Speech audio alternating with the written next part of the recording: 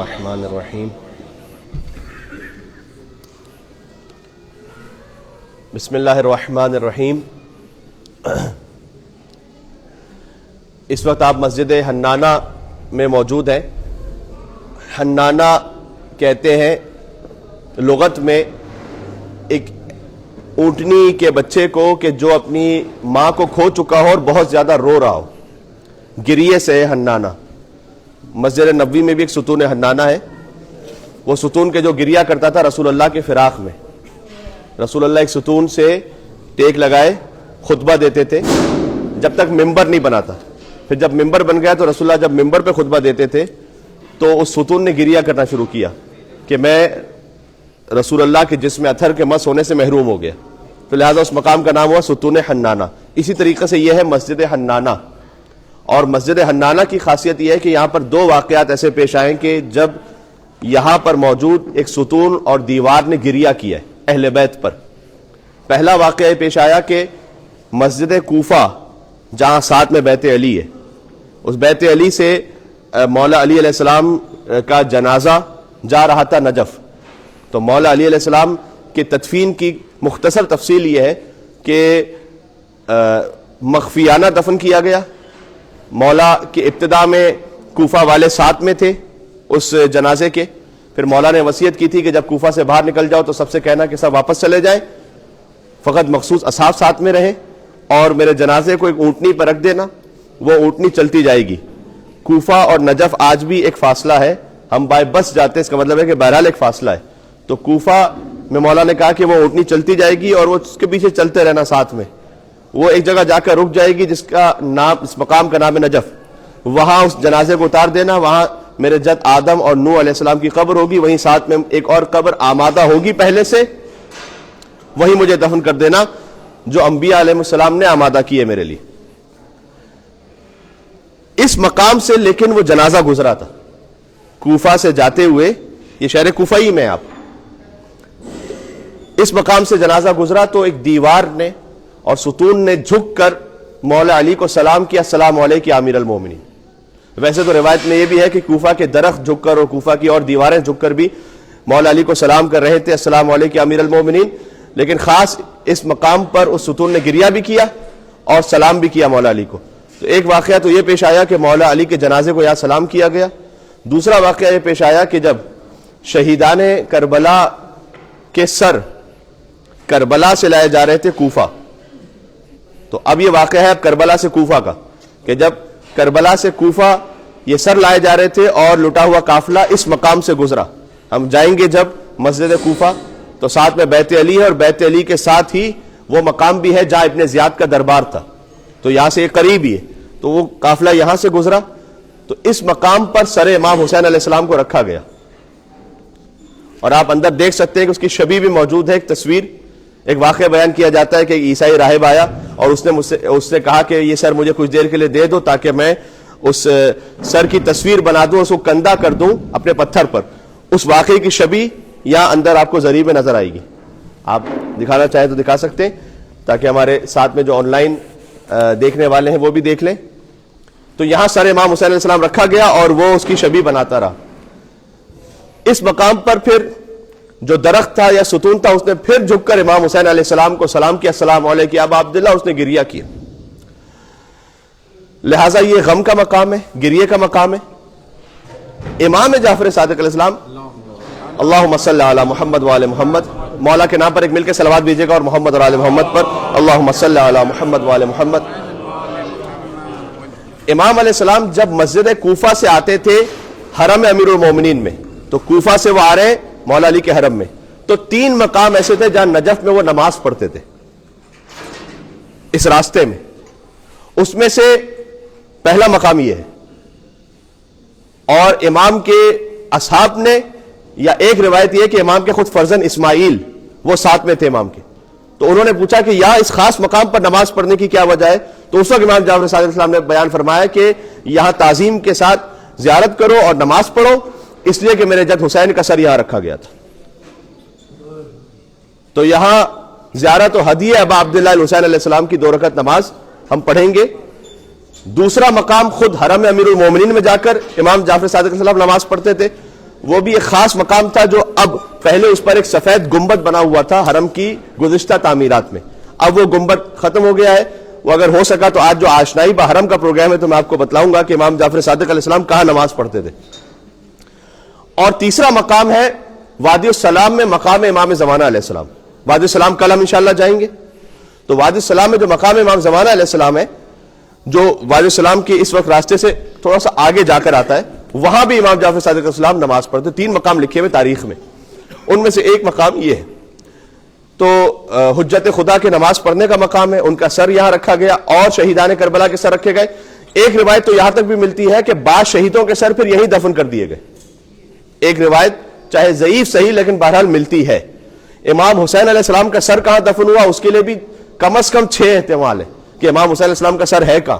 یہ بھی مظلومیت ہے اب عبداللہ الحسین علیہ السلام ہے کہ سر حسین کے بارے میں، کیونکہ سر اور تن تو جدا ہو گئے تھے نا. حسین کا جو تن تھا وہ کربلا میں رہ گیا اور سر کوفہ اور شام کے بازاروں میں پھرتا رہا. کہ سورہ کہف سناتا ہے یہ سر کس کا ہے، پہلا پتھر یہی کھاتا ہے، یہ سر کس کا. سب سے پہلے جو پتھر آتا تھا وہ امام حسین علیہ السلام کے سر پر آتا تھا.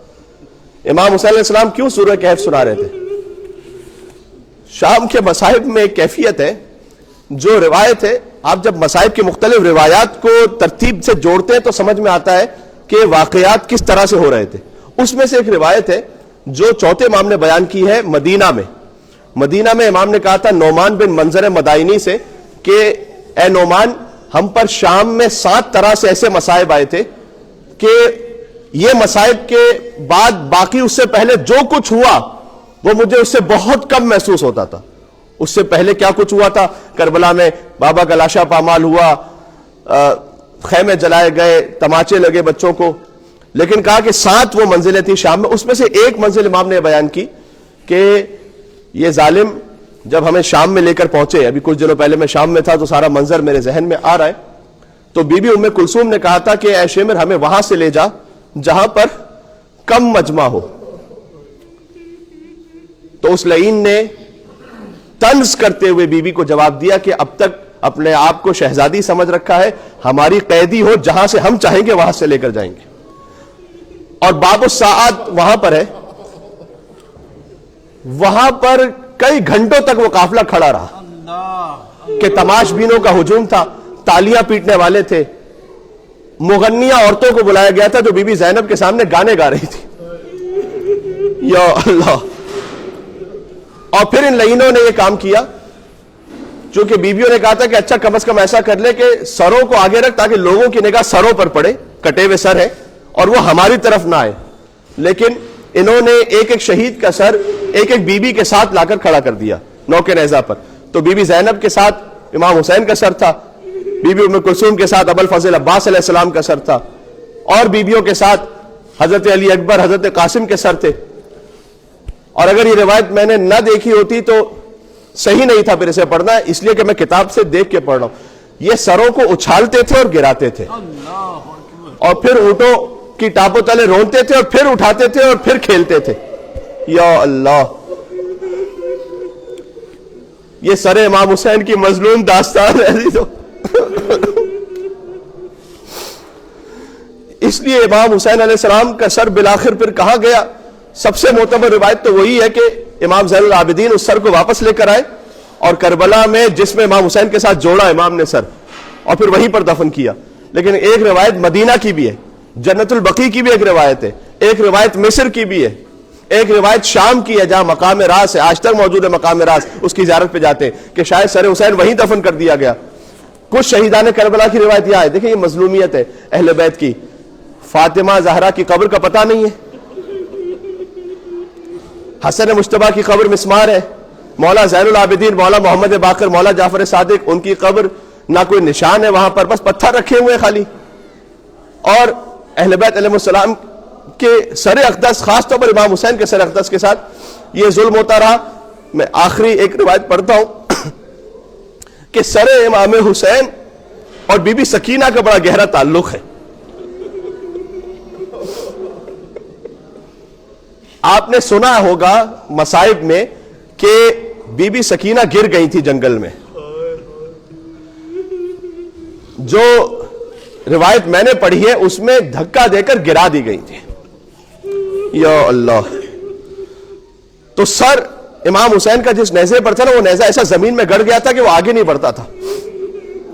تو شمر لعین آیا اور اس نے امام سجاد کی پشت پر تازیانے مارنا شروع کیا کہ جب تک تیرے بابا کا سر آگے نہیں چلے گا ہم تازیانے مارتے رہیں گے. یہاں تک کہ امام حسین کے کٹے سر سے آواز آئی تھی یا اللہ کہ میری سکینہ کسی جنگل میں گر گئی ہے, جب تک سکینہ نہ آئے گی یہ سر آگے نہیں بڑھے گا. یہ سر امام حسین کی تاریخ ہے. اور پھر جب بی بی سکینہ پہنچی, بی بی زینب پہنچی, ڈھونڈتے ہوئے تو دیکھا کہ سکینہ ایک بی بی کی آغوش میں سو رہی ہے. اب تک تو جو بھی آیا تھا تماچے مارنے والا آیا تھا, کوڑے لگانے والا آیا, یہ کون بی بی ہے کہ جس نے سکینہ پر رحم کیا تھا؟ تو بی بی زینب نے آگے بڑھ کر کہا تھا کہ میں اپنی ماں فاطمہ زہرا سے قیامت میں آپ کی سفارش کروں گی.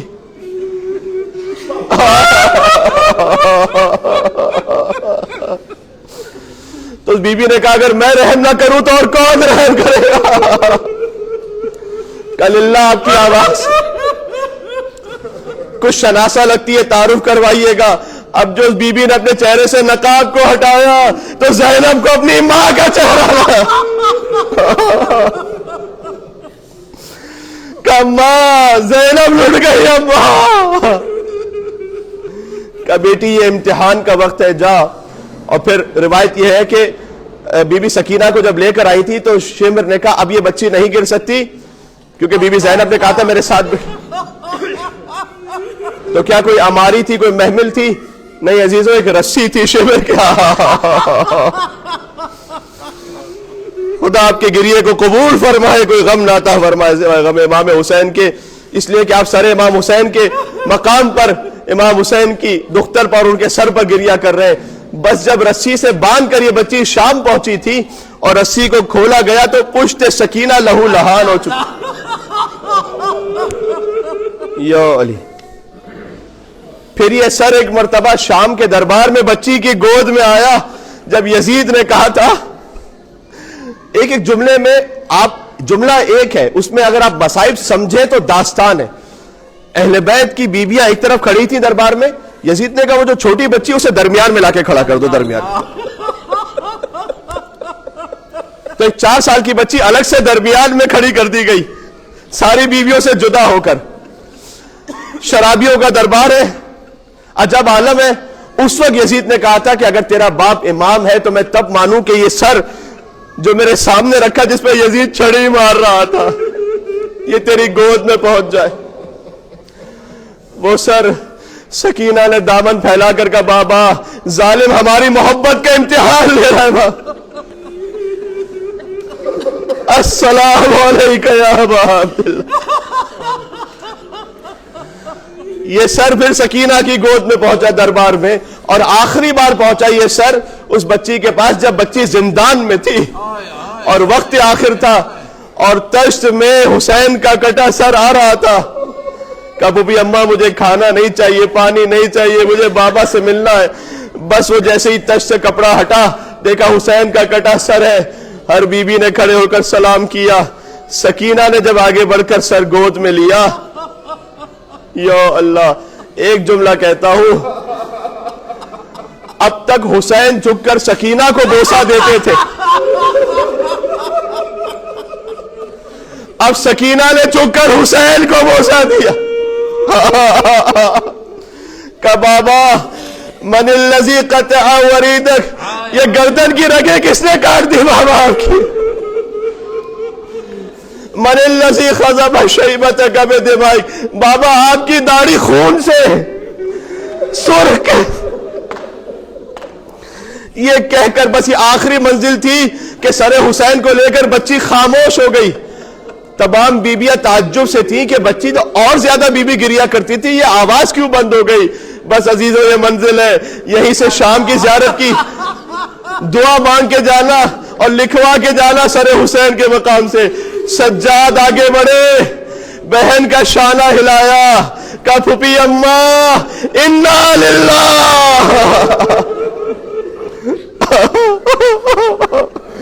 انا للہ و انا الیہ راجعون, میری بہن مجھے چھوڑ کر.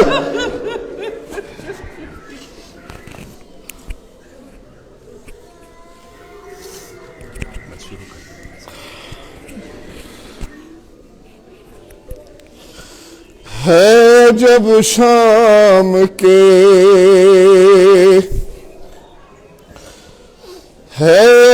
شام کے زندان میں کوہرام بپا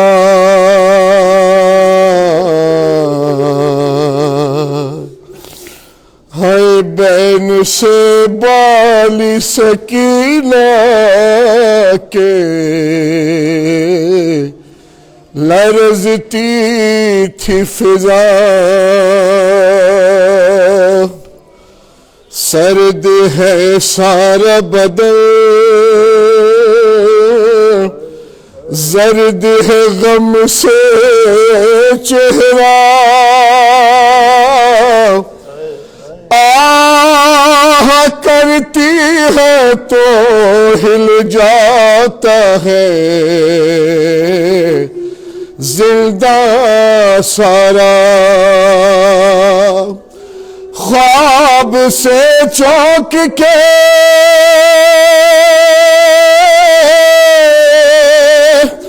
اٹھی بیٹھی ہے روتی روتی اپنے سینے سے لگائے ہوئے بیٹھی ہے پھوپھی رو کے کہتی ہے کہ بابا میرے پاس آئے تھے پھوپھی اماں وہ یہیں پاس میرے بیٹھے تھے مجھ سے کہتے تھے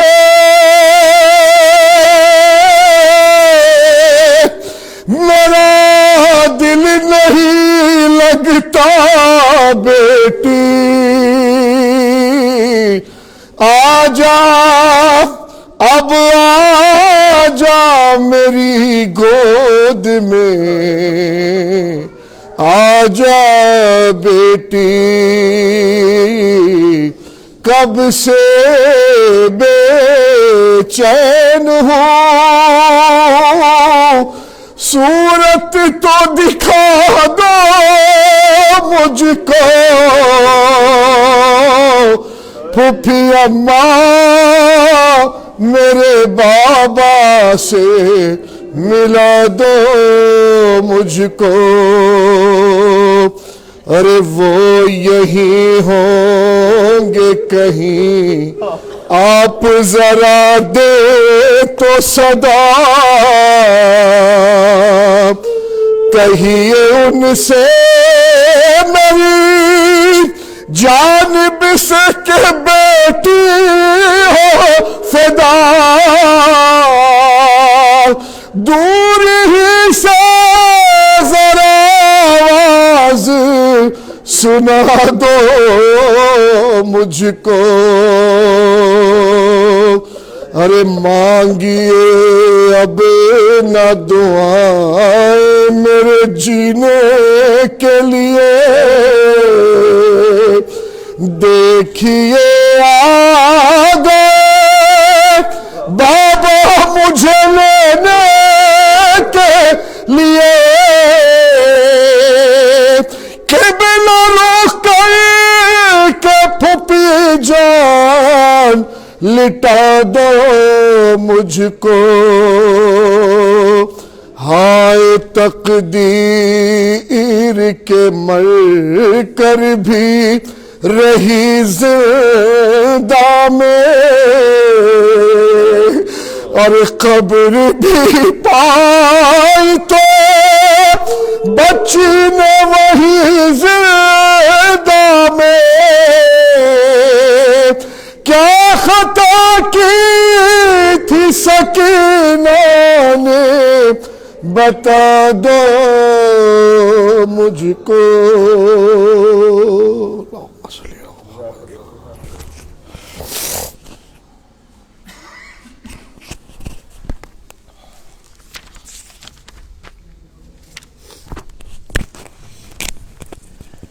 اس مسجد کی ایک مختصر سی دعا اور زیارت ہے، وہ آپ سب کی طرف سے میں پڑھ رہا ہوں، اس کتاب کے صفحہ نمبر 146 پر موجود ہے۔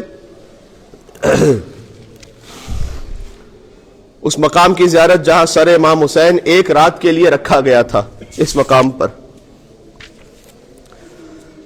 بسم اللہ وباللہ وفی سبیل اللہ، بسم اللہ وباللہ ومن اللہ وإلی اللہ وخیر الاسماء للہ، توکلت علی اللہ، اللہم قد دخلت بیتک وانا آمن بک فآمنی من النار۔ پروردگار میں تیرے گھر میں داخل ہوا، چونکہ مسجد ہے یہ مسجد حنانہ، واجعلنی من المؤمنین الاخیار، مجھے نیک مومنین میں سے قرار دے، واحشرنی فی زمرۃ الائمۃ الاطہار برحمتک یا ارحم الراحمین۔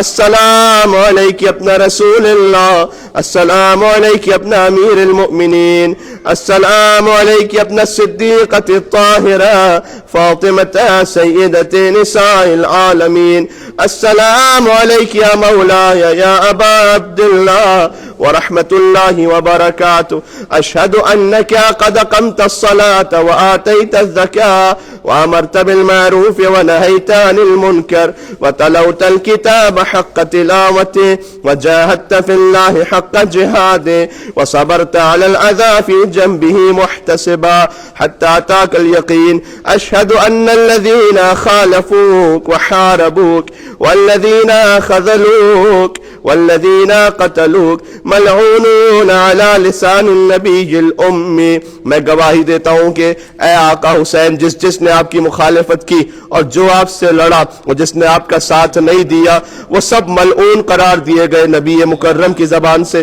وقد خاب من افترى لعن الله الظالمين لكم من الاولين والآخرين وضاعف عليهم العذاب الأليم۔ اتيتك يا مولاي يا ابن رسول الله، اے فرزند رسول میں اس مقام پر آیا ہوں، زائرا عارفا بحقك مواليا لأوليائك معاديا لأعدائك مستبصرا بالهدى الذي أنت عليه عارفا بضلالة من خالفك فاشفع لي عند ربك۔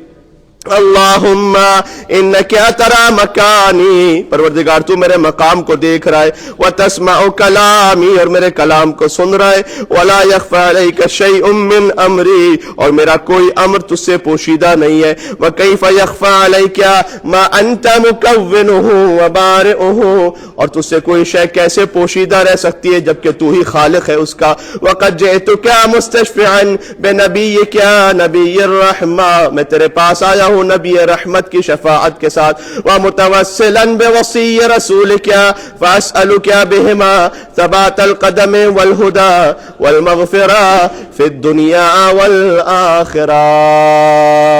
اللہم صلی علی برابا عبداللہ الحسین علیہ السلام، ایک حسینی صلوات مل کے بھیج دے محمد و آل محمد پر۔ اللہم صلی علی، 2 رکعت نماز زیارت امام حسین علیہ السلام و ہدیہ امام حسین علیہ السلام کی نیت سے آپ انجام دیجئے، اور اس کے بعد ہم انشاءاللہ حضرت کمیل ابن زیاد کی زیارت پہ چلیں گے۔